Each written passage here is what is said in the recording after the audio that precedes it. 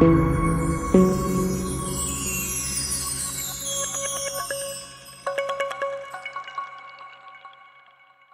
दोस्तों, the study के YouTube channel पर आप सभी का स्वागत है। हमें उम्मीद है कि आप सभी स्वस्थ व सकुशल होंगे। Quick revision of history series के अंतर्गत पिछले सेशन में हमने वैदिक सभ्यता के उद्भव के संदर्भ में चर्चा की थी। आज हम राजनीतिक विस्तार, आर्यों के संघर्ष एवं राजनीतिक प्रशासनिक संरचना के बारे में चर्चा करेंगे। तो चलिए अपनी ऐतिहासिक यात्रा की अगली कड़ी की शुरुआत करते हैं। सबसे पहले बात करते हैं राजनीतिक विस्तार की। जैसा कि हमने बताया कि वैदिक सभ्यता की शुरुआत आर्यों के आगमन से होती है। आर्यों ने भारत में एक से अधिक बार आक्रमण किया और आर्यों की एक से अधिक शाखा भारत आई। इनमें सबसे महत्वपूर्ण आर्य कबीला भरत था। इसके शासक वर्ग का नाम त्रिशु था। संभवतः संजय और क्रीवी कबीले भी उनसे संबद्ध थे। ऋग्वेद में आर्यों के 5 कबीलों की चर्चा है: पुरु, यदु, तुर्वस, अनु और द्रुह। ये कबीले पंचजन के नाम से भी जाने जाते थे। यदु और तुर्वस को दास भी कहा जाता था। यदु और तुर्वस के बारे में कहा जाता है कि ये बाद में आए। पुरु को मृदवाच या कूटभाषी कहा जाता था। इनका विस्तार जिन जिन क्षेत्रों में था, आइए अब उनकी बात करते हैं। ऋग्वेद से जानकारी मिलती है कि आर्यों का विस्तार अफगानिस्तान, पंजाब तथा पश्चिमी उत्तर प्रदेश तक था। सतलज से यमुना नदी तक का क्षेत्र ब्रह्मावर्त कहलाता था। इसे ऋग्वैदिक सभ्यता का केंद्र माना जाता था। ऋग्वैदिक आर्यों की पूर्वी सीमा हिमाचल और तिब्बत, उत्तर में तुर्किस्तान जो कि वर्तमान में कजाकिस्तान है, पश्चिम में अफगानिस्तान, दक्षिण में अरावली तक थी। ऋग्वेद के 10वें मंडल में वर्णित नदी सूक्त में विभिन्न नदियों की जानकारी मिलती है। यहाँ पर आर्यों के क्षेत्र में 42 नदियाँ होने की बात की गई है, जबकि 19 नदियों के नाम उल्लेखित किए गए हैं। इसमें आर्यों का निवास स्थान सप्त सैंधव प्रदेश बतलाया गया है। सप्त सैंधव प्रदेश का अर्थ है 7 नदियों का क्षेत्र। ये नदियाँ हैं सिंधु, सरस्वती, शतुद्री, विपाशा, परुष्णी, वितस्ता और अस्किनी। इनके वर्तमान नाम आपको ब्रैकेट में दे दिए गए हैं, आप उनको देख लीजिएगा। गंगा व यमुना के दोआब क्षेत्र एवं उसके सीमावर्ती क्षेत्रों पर भी आर्यों ने कब्जा कर लिया, जिसे ब्रह्मर्षि देश कहा गया। इसी प्रकार हिमालय तथा विंध्य के मध्य के क्षेत्र पर कब्जा कर लेने के बाद इसे मध्य देश कहा गया। कालांतर में आर्यों ने संपूर्ण उत्तर भारत में विस्तार कर लिया, जिसे आर्यावर्त कहा गया। आइए अब ऋग्वेद में वर्णित प्रमुख नदियों की चर्चा करते हैं। सिंधु नदी, या जिसे प्राचीन काल में सुषोमा नदी कहा जाता था, वह सप्त सैंधव प्रदेश की पश्चिमी सीमा थी। ऋग्वेद में सिंधु नदी का सबसे अधिक बार उल्लेख हुआ है, इसलिए यह ऋग्वैदिक काल की सर्वाधिक महत्वपूर्ण नदी थी। सिंधु नदी को उसके आर्थिक महत्व के कारण हिरण्यी कहा गया है।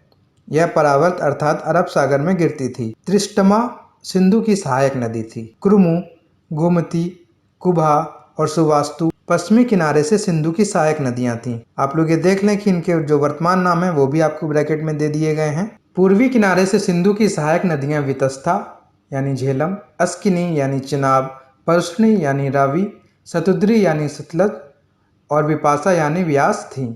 वितस्ता नदी कश्मीर में वेत तथा कश्मीर से बाहर झेलम कहलाती थी।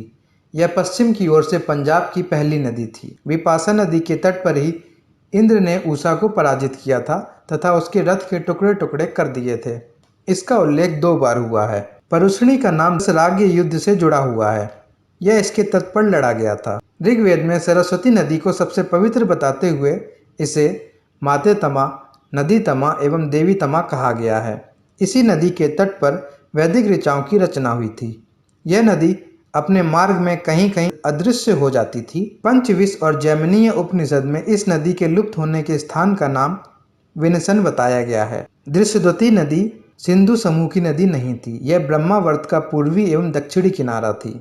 अपाया नदी दृश्यद्वती एवं सरस्वती नदी के बीच बहती थी। ऋग्वेद में गंगा नदी की चर्चा 1 बार की गई है, जबकि यमुना नदी का उल्लेख 3 बार किया गया है। नदियों के अलावा ऋग्वेद में 4 समुद्रों का भी उल्लेख मिलता है: अपर यानी अरब सागर, पूर्व सरस्वत तथा सरयणावत। साथ ही ऋग्वेद में अनेक स्थलों पर पर्वत का जिक्र हुआ है। यहाँ हिमालय पर्वत के संदर्भ में हिमवत शब्द का प्रयोग किया गया है, जबकि आर्य विंध्य अथवा सतपुड़ा से परिचित नहीं थे। पर्वत की अन्य चोटियों में मुजवंत, शिलामंत, आर्जिक, सुसोम आदि की चर्चा है। ऋग्वेद में उल्लेख है कि मुजवंत पर्वत से सोम आता था। संभवतः हिंदुकुश पर्वत के लिए इस शब्द का प्रयोग किया गया है। इसके अलावा ऋग्वैदिक काल में मरुस्थल का ज्ञान आर्यों को हो गया था। इसके लिए धन्व शब्द का प्रयोग किया गया है। चलिए अब बात करते हैं आर्यों के संघर्ष की। आर्य शब्द जाति का नहीं बल्कि भाषाई समूह का व्यंजक है। उसे नए क्षेत्रों पर अधिकार करने के लिए निरंतर संघर्ष करना पड़ा। यह संघर्ष दो प्रकार का था, स्वयं आर्यों के विभिन्न कबीलों में संघर्ष तथा दस्यु अथवा दासों से संघर्ष। ऋग्वेद में अनेक कबीलों की चर्चा मिलती है। भरत जिसका विस्तार ब्रह्मावर्त क्षेत्र में था, मत्स्य जिसका विस्तार भरतपुर, अनु तथा ध्रुव का विस्तार पंजाब, तुर्वस जिसका विस्तार दक्षिण पूर्व में तथा यदु जिसका विस्तार पश्चिम में था, और पुरु जो कि सरस्वती नदी के आसपास का क्षेत्र था। इन कबीलों के मध्य ज्यादा क्षेत्र तथा अधिक प्रतिष्ठा हासिल करने के लिए संघर्ष हुआ। सबसे प्रसिद्ध आर्य कबीलों का संघर्ष 10 राग युद्ध के रूप में वर्णित है, जो परुष्णी यानी रावी नदी के तट पर हुआ था। इसका कारण भरत जन या कबीले को विश्वामित्र का सहयोग प्राप्त था। इसी सहयोग के बल पर उसने व्यास एवं शतुद्री के क्षेत्र को जीता, परंतु शीघ्र ही भरतों ने वशिष्ठ को अपना गुरु मान लिया, जिससे क्रुद्ध होकर विश्वामित्र ने भरत जन के विरोधियों को समर्थन दिया। 10 राज्य युद्ध में भरत कबीले के विरोध में 5 आर्य एवं 5 अनार्य कबीले मिलकर संघर्ष कर रहे थे। 5 आर्य कबीले पुरु, यदु, तुर्वस, द्रुह और अनु तथा 5 अनार्य कबीले अकीन, पक्त, भलानस, विषाणी व शिवी थे।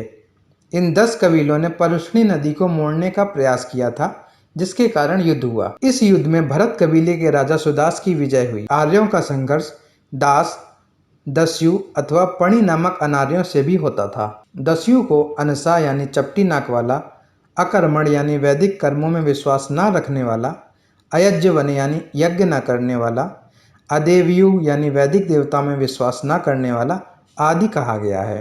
पुरु नामक कबीला त्रास दस्यु के नाम से जाना जाता था। पड़ी नामक दास आर्यों के पशु को चुराने वाला बताया गया है। आर्यों की विजय के प्रमुख कारण घोड़े चालित रथ, कांसे के अच्छे उपकरण, कवच यानी वर्मन आदि थे। आर्य संभवतः विशिष्ट प्रकार के दुर्ग का प्रयोग करते थे, इसे पुर कहा जाता था। साथ ही वे धनुष बाण का भी प्रयोग करते थे। आइए अब बात करते हैं ऋग्वैदिक काल की राजनीतिक प्रशासनिक संरचना की। ऋग्वैदिक समाज कबीलाई व्यवस्था पर आधारित था। इस काल में राज्य क्षेत्र पर आधारित न होकर जन पर आधारित था। अपने रक्त संबंधों के आधार पर कुटुंब, कुल या परिवार संगठित होते थे। इसका प्रधान कुलप या कुलपति कहलाता था।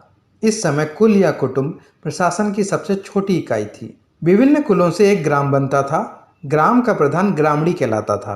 ऋग्वेद में ग्राम शब्द का उल्लेख 13 बार हुआ है। अनेक ग्रामों को मिलाकर विश्व बनता था। इसका प्रधान विश्वपति होता था।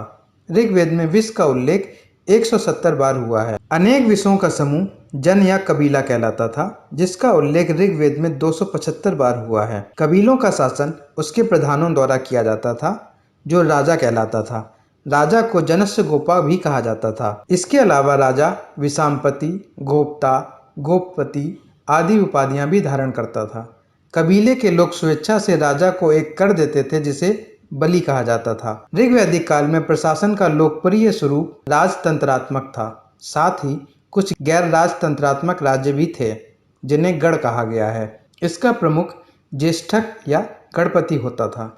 ऋग्वेद में गढ़ शब्द का प्रयोग 46 बार मिलता है। इस प्रकार ऋग्वेद में ही गणतंत्र का प्रारंभिक उल्लेख मिलता है। राजा के मुख्य रूप से 2 कर्तव्य थे। पहला, युद्ध में कबीले का नेतृत्व करना और दूसरा, अपने कबीले की रक्षा करना। राजा का पद युद्ध की आवश्यकताओं के अनुकूल था। वह दैवीय प्रतिनिधि नहीं था तथा न ही उसके धार्मिक कृत्य थे। इस काल में विश्व समिति में एकत्र होकर राजा को चुनाव करते थे, किंतु राजा का पद वंशानुगत था। राजा का चुनाव मात्र औपचारिकता होती थी, किंतु यह इस बात का सूचक है कि उत्तराधिकारी के निर्णय में जनमत की भूमिका थी। इस समय कुछ कबीलाई संस्थाएं अस्तित्व में थीं, जैसे सभा, समिति, विदत और गढ़। अथर्ववेद के अनुसार सभा और समिति प्रजापति की 2 पुत्रियां थीं। सभा और समिति राजा को सलाह देने वाली संस्थाएं थीं। सभा श्रेष्ठ एवं संभ्रांत लोगों की संस्था थी। सभा के सदस्यों को सभेय या सुजात कहा जाता था। समिति राजा का निर्वाचन करती थी एवं सामान्य जनता का प्रतिनिधित्व करती थी। समिति के अध्यक्ष को ईशान कहा जाता था। लुडविग महोदय ने सभा को वर्तमान राज्यसभा तथा समिति को वर्तमान लोकसभा के समान बताया है। विदत आर्यों की प्राचीन संस्था थी।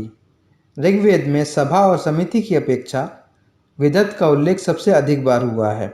यह संस्था सैनिक, असैनिक तथा धार्मिक कार्यों से संबद्ध थी। साथ ही यह जनजाति के लिए नियम भी बनाती थी। ऋग्वैदिक काल में स्त्रियां भी सभा और विदत में भाग ले सकती थीं। राजा भूमि का स्वामी नहीं होता था, जबकि भूमि का स्वामित्व जनता में निहित था। इस काल में दैनिक प्रशासन में कुछ अधिकारी राजा की सहायता करते थे, जैसे पुरोहित जो कि राजा का मुख्य परामर्शदाता था, सेनानी जो सेना का नेतृत्व करता था, कुलपति, विषपति, राजपति जो कि चारागाह का अधिकारी था, ग्रामणी, स्पष्ट यानी गुप्तचर, दूत, पुरुष यानी दुर्ग का अधिकारी आदि।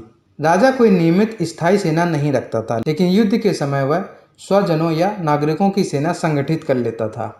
व्रात, गढ़, ग्राम और सर्द नाम से विविध टोलियां लड़ाई लड़ती थीं। ऋग्वैदिक काल में विधि तथा न्याय व्यवस्था की स्पष्ट जानकारी नहीं है। न्याय वितरण का कार्य संभवतः पुरोहित की सहायता से राजा ही करता था। इस काल में चोरी, सेंधमारी, डकैती तथा पशु अपहरण मुख्य अपराध थे। कुल मिलाकर इस काल में कबायली ढंग का शासन था, जिसमें सैनिक तत्व प्रबल होता था। नागरिक या प्रादेशिक शासन जम नहीं पा रहा था, क्योंकि लोग निरंतर एक स्थान से दूसरे स्थान पर जाते रहते थे, यानी इस समय अभी स्थायी जीवन की शुरुआत नहीं हुई थी। आज के सेशन में इतना ही। नेक्स्ट सेशन में हम ऋग्वैदिक अर्थव्यवस्था, समाज और धर्म पर चर्चा करेंगे। तब तक के लिए हमारे साथ बने रहें और अधिक अपडेट्स के लिए हमारे चैनल को लाइक और सब्सक्राइब जरूर करें। Thank you.